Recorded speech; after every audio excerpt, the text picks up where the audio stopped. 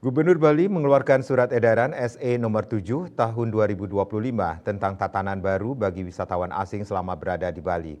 Terkait kebijakan tersebut, pelaku pariwisata di Bali menyambut positif dan berharap agar benar-benar dapat diimplementasikan di lapangan. Wakil Ketua Perhimpunan Hotel dan Restoran Indonesia (PRI) Bali, Gusti Ngurah Suryawijaya mengatakan poin-poin yang tertuang dalam SE tersebut sudah mempresentasikan dan menjawab semua fenomena yang ada terkait perilaku wisatawan mancanegara atau wisman di Bali.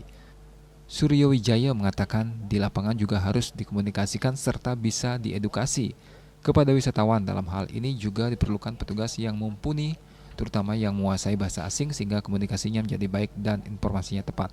Selain itu, harus ada monitoring dan evaluasi terkait implementasi kebijakan ini. Hal senada juga diungkapkan oleh Ketua Asosiasi Perusahaan Perjalanan Wisata Asita Bali, Putu Winastre. Dia mengatakan seluruh poin yang ada dalam SE nomor 7 tahun 2025 tersebut sangat positif bagi pariwisata Bali. Namun Winastre memandang ada poin yang kurang dari sisi pemanfaatan travel agent atau biro perjalanan yang berlisensi. Dijelaskannya dalam perusahaan biro perjalanan wisata yang berizin ada pajak yang dibayarkan ke pusat.